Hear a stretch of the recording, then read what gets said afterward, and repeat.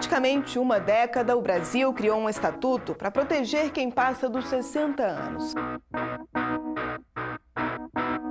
Mas, apesar dos avanços, muitos idosos continuam sendo vítimas na lista de abusos e irregularidades cometidas por planos de saúde. Quando eu vou pegar o envelope do plano, quando eu abro aquilo para mim, já fico assim, muito nervosa, eu fico ansiosa, porque eu estou vendo, estamos chegando num ponto que nós não temos condição de arcar com aquilo. Eu queria que eles aumentassem pelo menos o mesmo percentual que aumenta a minha aposentadoria. Também vamos falar de direitos de família. Pais que não têm condições de pagar a pensão alimentícia podem recorrer ao FGTS. Seria um valor, né, que esse menor não deixaria de receber nos próximos meses, até que seus pais, né, estejam de volta no mercado de trabalho.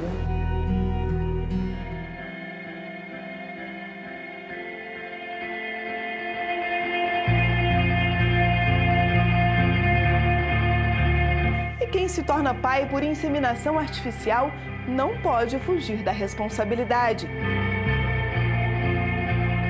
Se foi utilizado um sêmen de banco, o casal assinou este consentimento de que está utilizando um gameta que não é de um dos dois.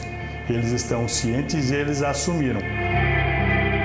Esses assuntos estão no Via Legal de hoje porque eles foram discutidos na 6ª Jornada de Direito Civil. O encontro é o tema do programa que começa agora.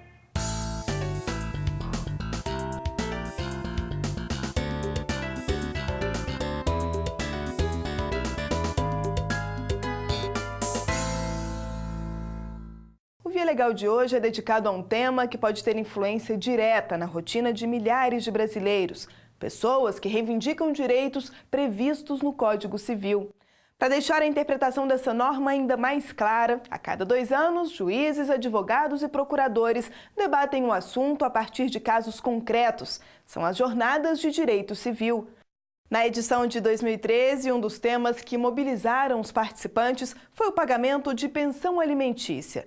Todos os anos, milhares de brasileiros vão parar na cadeia por descumprirem essa obrigação. Você vai ver na reportagem de Bernardo Menezes que agora os pais podem usar outra fonte para ajudar no sustento dos filhos. Para enfeitar a sala do apartamento, nada melhor do que a foto do filho. Leônidas, que está no 2º casamento, não se descuida da atenção que dá a Nicolas. Ele também se esforça para organizar as contas e pagar a pensão alimentícia em dia. A gente procura estabelecer uns limites, né, de gasto para estar sempre tendo os recursos para os filhos, né? Mas nem todas as histórias são como a de Leônidas. Esta advogada de família conta que a falta de pagamento ainda é comum. E uma justificativa frequente dos pais para a inadimplência é a perda do emprego. Nesses casos, ela explica que a solução temporária está na própria sentença judicial que estipulou o valor da pensão alimentícia. Isso porque o juiz costuma incluir na decisão uma ordem para a retenção de parte do FGTS do pai para o pagamento da pensão. Isso pode ser feito sempre que o trabalhador adquire o direito de sacar os recursos do fundo de garantia, o que, de acordo com a legislação, acontece em situações como demissão sem justa causa, aposentadoria e doenças graves. Seria um valor, né, que esse menor não deixaria de receber nos próximos meses, até que seus pais, né, estejam de volta no mercado de trabalho. A regra é essa, mas aqui no Rio de Janeiro, o filho de um ex-funcionário da Petrobras teve que procurar a Justiça Federal para receber o dinheiro do FGTS. Nesse caso, o pai havia se aposentado e quando o menor foi retirar o dinheiro, descobriu que todo o valor já tinha sido retirado. O rapaz processou a Petrobras por danos materiais e venceu. Os desembargadores entenderam que a empresa foi omissa ao não comunicar à Caixa Econômica que parte do dinheiro do fundo de garantia retirado pelo pai deveria ser retido para o pagamento da pensão alimentícia. O gerente nacional do FGTS explica que o percentual de retenção determinado pelo juiz, que geralmente não passa de 20% do valor depositado, tem que ser informado no termo de rescisão do contrato de trabalho do pai. Este fato, né, já é suficiente para que a Caixa, de posse dessa informação, possa reter o valor proporcional ao informado na conta vinculada do trabalhador, deixando aquele valor à disposição do juiz. A etapa seguinte é de responsabilidade do filho, que deve procurar novamente a Justiça para pedir o alvará de liberação do recurso retido. De posse dessa autorização, basta se dirigir a qualquer agência da Caixa para retirar o dinheiro. Tiago já percorreu esse caminho. O pai dele foi demitido e, por isso, o rapaz adquiriu o direito de receber o valor retido. É sempre bom, né, pensar no futuro, né, faculdade, pré-vestibular, tudo isso tem que pagar. São coisas que vai fazer diferença esse dinheiro. Para a mãe, o dinheiro significa um auxílio que vem em boa hora. A gente já até conversou, eu e o Thiago, da gente usar o mínimo possível, ele gastar o mínimo possível do dinheiro para a gente guardar, para poder pagar, ajudar a pagar um curso. Ele tem responsabilidade, sabe que precisa guardar para ajudar. No Brasil, não pagar a pensão alimentícia dá cadeia. Só nos 5 primeiros meses aqui no Rio de Janeiro, a Justiça expediu mais de 3.100 mandados de prisão por falta de pagamento. Histórias constrangedoras para as famílias. Por isso, a 6ª Jornada de Direito Civil ampliou o debate sobre o tema. O enunciado 572 deixa claro que os juízes podem autorizar o saque de recursos do FGTS para o pagamento da pensão, mesmo que o trabalhador ainda esteja empregado. A medida vale em situações excepcionais, quando estiver comprovada a boa-fé do pai e a incapacidade financeira dele em pagar a pensão alimentícia. Mas os gestores do fundo discordam dessa interpretação. Para a Caixa Econômica, que administra os recursos, a medida fere a legislação que regulamenta o FGTS. É uma liberação sem que esteja totalmente amparado no artigo 20 da Lei 8.036, que determina quais são as hipóteses de saques possíveis das contas vinculadas. Já na avaliação dessa outra especialista em direito de família, o entendimento da Justiça protege 2 dos mais importantes princípios do direito: a dignidade do menor e a liberdade do pai.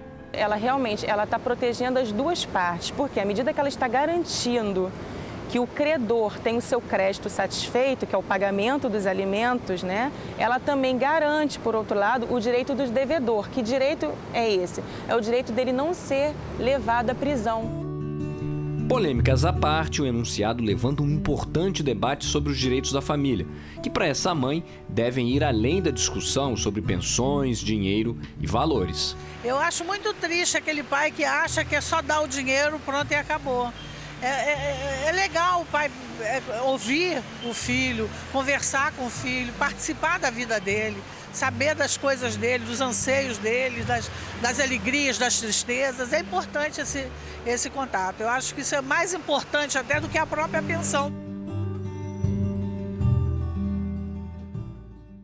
A primeira jornada foi realizada em 2002, quando o atual Código Civil entrava em vigor. Já foram 6 edições que terminaram com a publicação de 575 enunciados. Neste ano, os participantes discutiram 5 temas. Um dos grupos debateu questões previstas na parte geral do Código. Os demais abordaram responsabilidade civil, obrigações e contratos, direito das coisas e ainda família e sucessões. E não dá para falar em direito de família sem pensar em separação. Quando os casais se desfazem, ainda é comum os acertos virarem processo na justiça. Os motivos da disputa vão desde aspectos financeiros à guarda dos filhos. Durante a jornada, os participantes deixaram claro: seja qual for o modelo de família, a paternidade é um vínculo definitivo.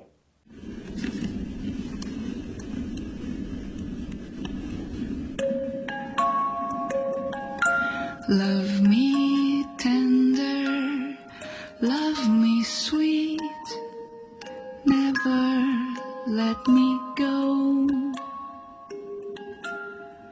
You have made my life complete, and I love you so. Filhos, família. Cada vez mais, casais não medem esforços para tornar esse sonho realidade. Uma das alternativas para mulheres que não podem engravidar pelo método natural é recorrer à reprodução assistida. Hoje a procura está bastante grande. Primeiro porque os casais estão deixando para engravidar mais tarde. Segundo, eles não têm tempo para a espera de uma gestação natural.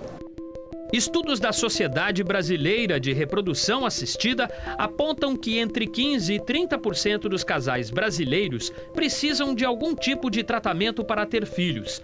Cerca de 1/3 desse total acaba recorrendo às técnicas de inseminação artificial. A estimativa é que a cada ano, 90 mil casais procurem ajuda. Sem uma lei específica, o que regula a conduta dos especialistas na área é uma resolução do Conselho Federal de Medicina em vigor desde 2010.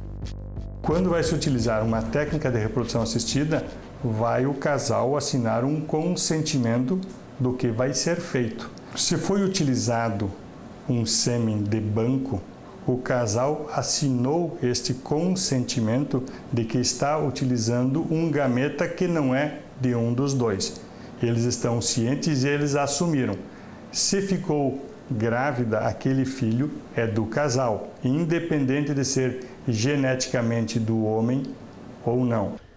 Assim como a medicina, a justiça também procura se adequar às mudanças promovidas pela ciência. E um dos pontos é o que trata da inseminação artificial com sêmen de doador. Os juristas entendem que, em caso de separação do casal, o pai não poderá negar a paternidade à criança. Essa posição foi reiterada durante a Jornada de Direito Civil em Brasília.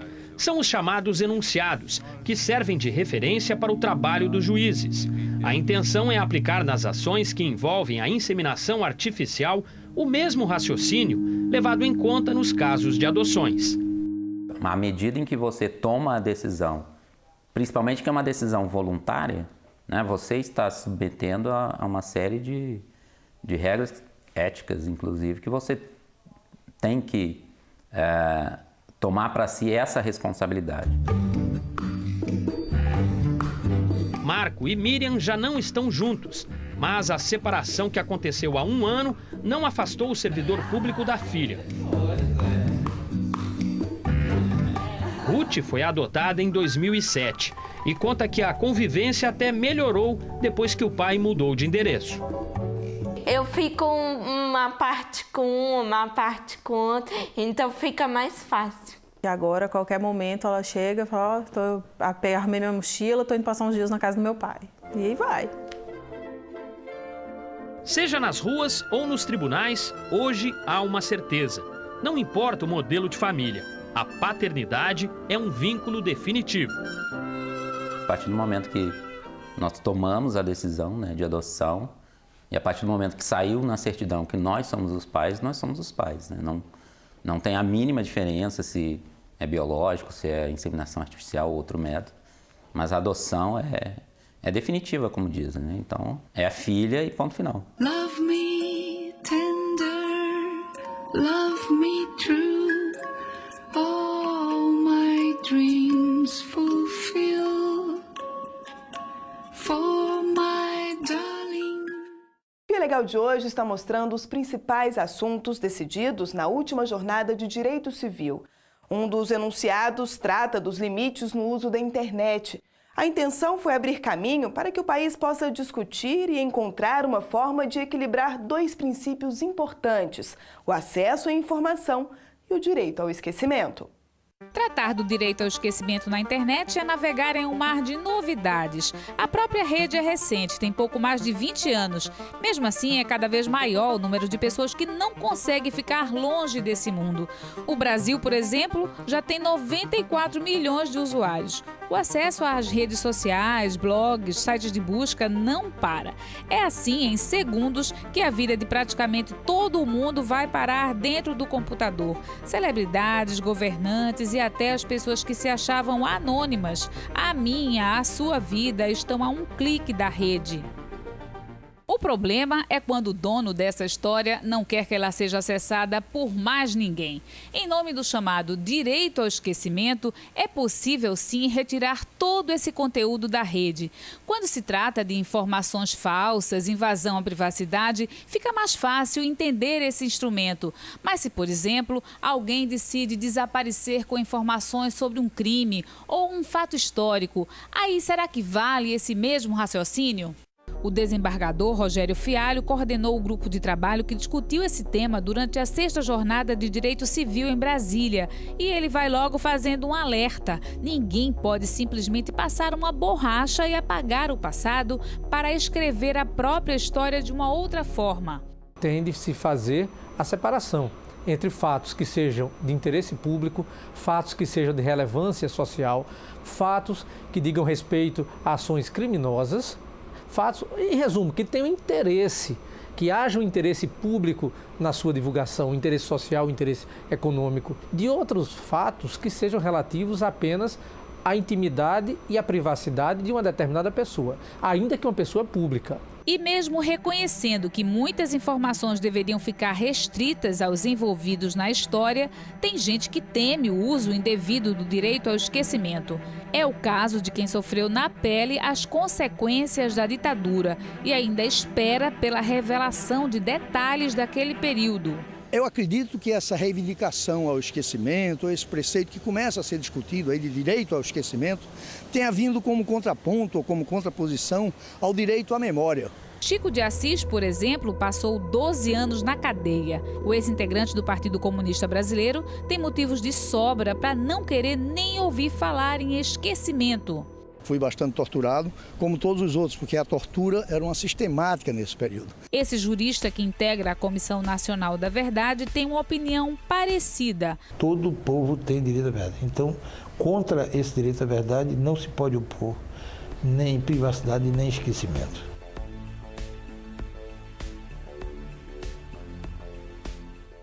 E foi com base no direito ao esquecimento que o Superior Tribunal de Justiça condenou a TV Globo a pagar R$50 mil de indenização a um morador do Rio de Janeiro. É que mesmo depois de ser inocentado pela Justiça, o homem foi citado pela emissora como um dos autores da Chacina da Candelária. O crime foi em 1993 e a reportagem exibida em 2006, quando o caso já havia sido julgado. Para o ministro que analisou o processo, houve uma exposição indevida da imagem de uma pessoa inocente. De um lado, clientes dispostos a brigar para ter acesso aos serviços contratados. Do outro, operadoras interessadas em reduzir custos e se livrar de pelo menos parte das obrigações. Quando o assunto é plano de saúde, os questionamentos judiciais quase sempre são inevitáveis. Marta passou a vida brigando com a balança. Sempre foi uma luta bastante forte, bastante difícil e sofrida. A professora conta que chegou a pesar 118 quilos. Eu acho que em todas as circunstâncias eu procurava comida. Alegria era motivo, tristeza era motivo, tudo era motivo para comer.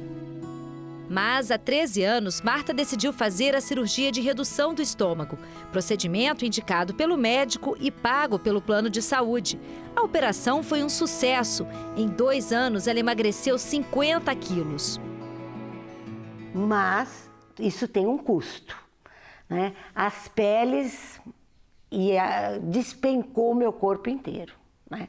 Fiquei com um lençol em cima das coxas, a minha mama despencou, fiquei assim destruída. É uma coisa que não é brincadeira, né? Não é assim uma coisa que é estética só.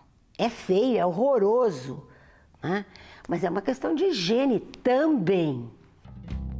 A recomendação médica é clara. A professora deve fazer uma nova cirurgia, desta vez para retirar o excesso de pele.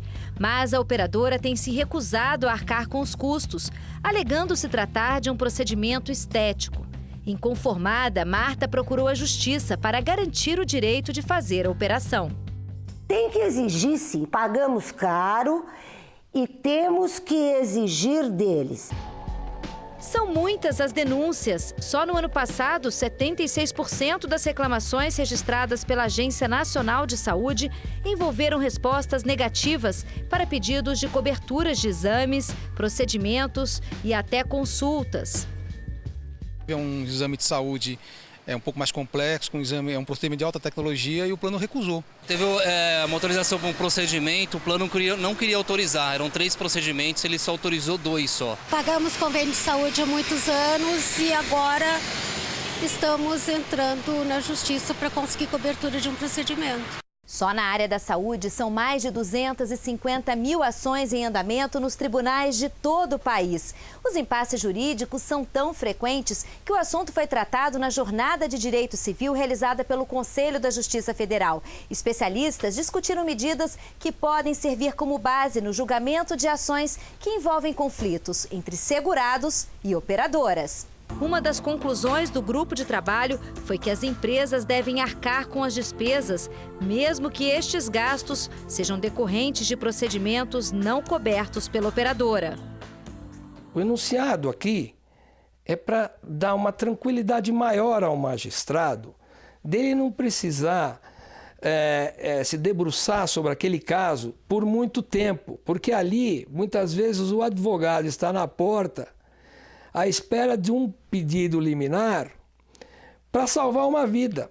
Você está correndo contra o tempo porque o plano de saúde chegou e falou: não vou pagar certo exame, eu não vou pagar certa operação reparadora. Muitas vezes ali vale a vida da pessoa. Para Marta, retirar o excesso de pele não é uma questão de sobrevivência. Mas ela aposta na cirurgia para recuperar a qualidade de vida e a autoestima. Olha, você sabe que eu acho que é um renascer. Então você imagine a minha autoestima quando eu me olhar, né? Vai ser uma alegria. Não vai? Vai ser sim, claro que vai.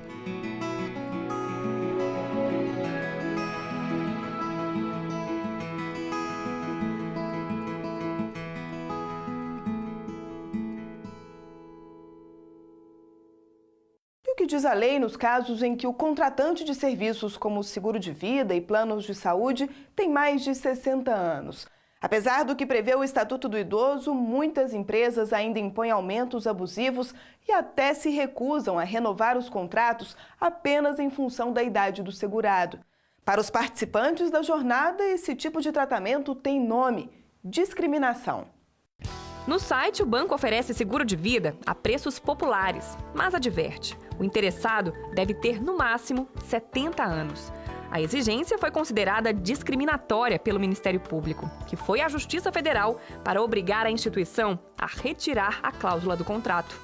Quando se trata de um idoso, o risco dele vir a óbito ele é muito grande e de eu ter que pagar um prêmio, né? Em caso de seguro de vida, de eu ter que pagar o prêmio para os beneficiários, é maior ainda. Então, não me gera lucro esse cliente. Essa é a visão das operadoras de seguro. Foram tantas reclamações nos últimos anos que hoje é raro empresas rejeitarem clientes apenas por causa da idade. Elas não negam o acesso, mas cobram bem mais caro. Uma prática que vale para serviços como financiamento habitacional e empréstimo bancário. No caso dos seguros de vida e planos de saúde, as prestações aumentam tanto na terceira idade que vão se tornando inviáveis, até para quem faz parte da classe média, como o seu Antônio e Dona Maria Marlene. Quando eu vou pegar o envelope do plano, quando eu abro aquilo para mim, aí eu já fico assim, muito nervosa, eu fico ansiosa, porque eu estou vendo que está chegando, quer dizer, nós não estamos tendo condição, estamos chegando a um ponto que nós não temos condição de arcar com aquilo. Por causa dos sucessivos aumentos, hoje o plano de saúde compromete mais de 2/3 da renda do casal. Eu queria que eles aumentassem pelo menos só o mesmo percentual que aumenta a minha aposentadoria. Quem contrata o serviço está sujeito a 2 reajustes. Uma correção anual, autorizada pelo governo, e outra automática, vinculada à mudança de faixa etária. E essa última é a que mais pesa no bolso de quem chega à terceira idade. Eu já tive aumento aqui de 500%, que é só pagar 200 e pouco e para 1.200, 1.400. Mas desde 2003, esses reajustes não são considerados apenas abusivos. Com a criação do Estatuto do Idoso, eles passaram a ser encarados também como uma forma de discriminação, já que levam em conta apenas a idade do segurado. Ignoram que muitos deles, apesar de estarem na terceira idade, não têm nenhum problema de saúde. É o caso da Dona Tereza, de 64 anos.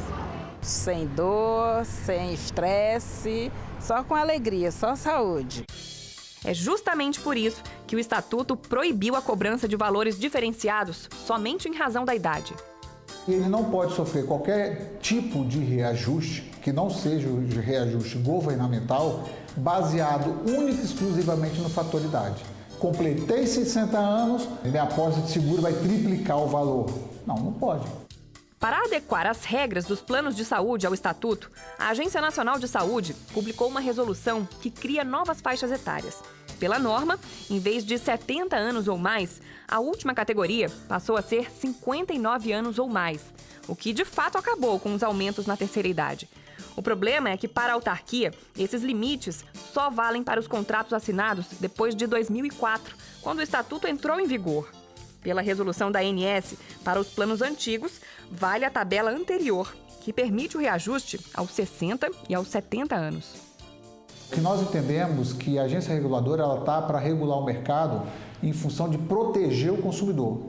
Então a agência precisa mostrar de que lado que ela está, porque essa resolução ela é lesiva ao consumidor idoso.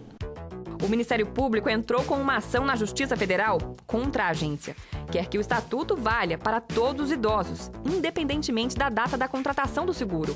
O caso foi analisado por esse juiz de Belo Horizonte, que concedeu entrevista ao Via Legal por videoconferência. O que o réu, a Agência Nacional de Saúde Suplementar alega é o ato jurídico perfeito, ou seja, se assinou, está valendo, não pode mais ser modificado. E acontece que o artigo 2035 do Código Civil mudou esse conceito de ato jurídico perfeito, estabelecendo o seguinte, que para aquelas relações jurídicas continuativas, ou seja, aquelas que se prolongam ao longo do tempo, passam a valer a lei nova, ou seja, passam a valer os princípios que estão no Código Civil, entre eles a da função social do contrato. O juiz decidiu, portanto, que todos que passaram dos 60 anos devem ser beneficiados pelo Estatuto. Mas casos semelhantes já chegaram ao Superior Tribunal de Justiça e em muitos deles o entendimento foi diferente. Para alguns ministros, também é fundamental que seja levado em conta o equilíbrio econômico-financeiro do contrato. Foi com base nessa interpretação que o Tribunal Regional Federal em Brasília suspendeu a ordem que proíbe os reajustes na terceira idade. Dessa forma, até a palavra final dos tribunais vale a resolução da agência.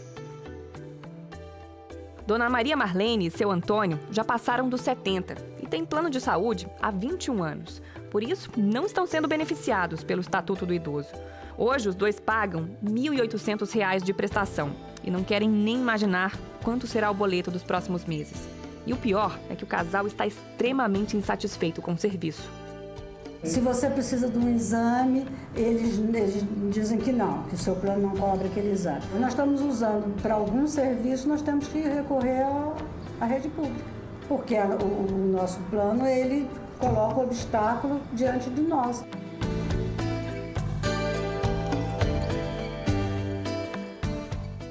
Você pode ter acesso ao conteúdo das orientações aprovadas em todas as jornadas de direito civil acessando este endereço.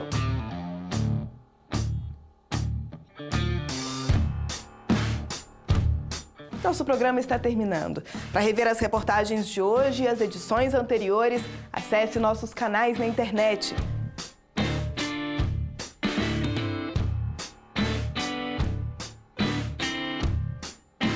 Na semana que vem, a gente traz outras histórias de brasileiros que garantiram direitos simples depois de recorrer à justiça. Até lá!